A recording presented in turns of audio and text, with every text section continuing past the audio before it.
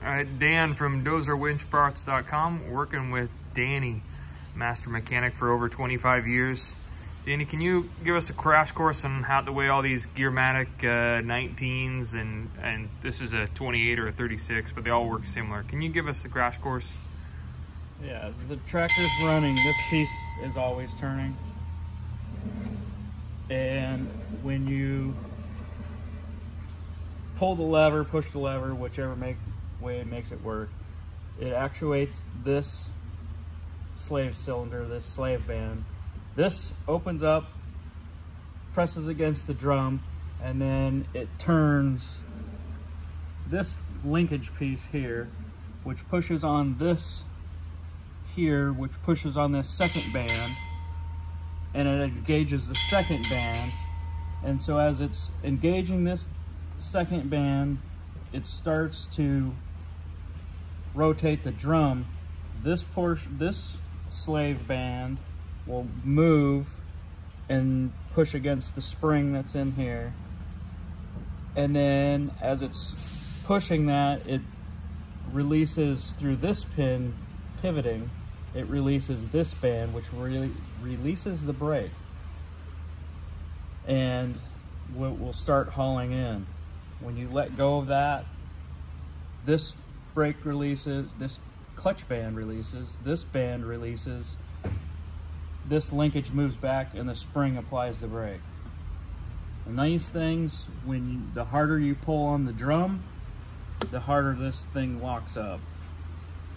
You can actually get them, if you don't get this air gap correct, you can get them to where they'll engage. If you pull on it really hard, they'll wedge in. You let go of the handle, and it'll just continue running until you shut the tractor off, because it's locked in there. The air gap on these two bands is really, really critical. If it's too tight, they drag, they stick, or if it's too loose, it won't make it turn. It'll just sit in here and start smoking. But as the tractor's running, this part is always turning. And since that's always turning, essentially, I mean, the big picture view is this is always turning with the tractor, and as you're engaging the clutch, which is pushing out, as you're engaging these bands onto the drum, you're also releasing the outer brake bands. Yeah, so as these are starting to try to get this to turn, it actually pushes in on this pin, which opens this band, and as it gets more torque on here, it pushes against that spring. This pin pivots and it releases this rear brake band, and then it starts to haul in. Right. Go ahead. And then when you go for brake off, this does have brake off. If you go for brake off, when you push the lever the other way, it supplies oil here. All it does is push. There's another little master or slave cylinder similar to this up in here. All that does is just push this brake rod down, release the two brakes so the cable can be pulled out. Bingo.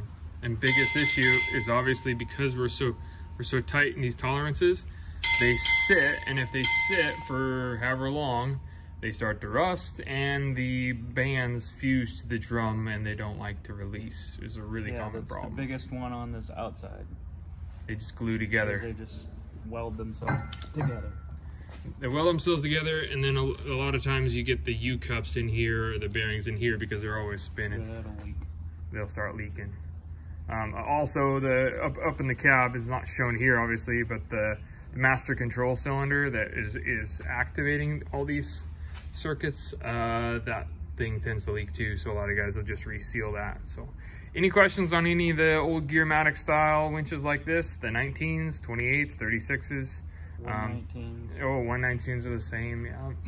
So bunch of them out there. They're old, but pretty simple, and they still work. So give us a call if you have any questions. Just coming back real quick. Forgot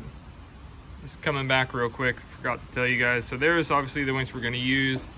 Down there on the ground is a core that came in that was not salvageable, but we needed the installation package off the front of it, because this one came off a different tractor, doing a little 2 or 3 winches into one deal. But if you're looking, this bearing there that bearing is the one that's going to take most of the load for the drum. So don't be pulling on it with those covers off, because this big cover here is heavy duty, which supports most of the drum.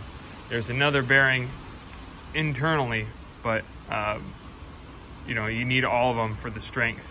Also, if your winch is leaking and you get some oil or WD-40 or whatever on the inside of there and it gets slippery, or any friction modifiers, if these bands slip on the drum, you won't be able to engage the next. They require a certain amount of friction to, you know, go to the next step and actually release the brake. So if your winch is not working, you gotta have it clean, and you need these 3 points adjusted perfectly to get that alignment proper for this air gap there where my fingernail is. So again, if you have any questions, and make sure you got oil in the transfer box here and the gearbox on the other side.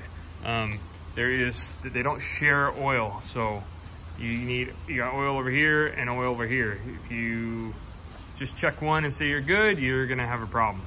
So hopefully that covers all the major things. Give us a call if you have any questions.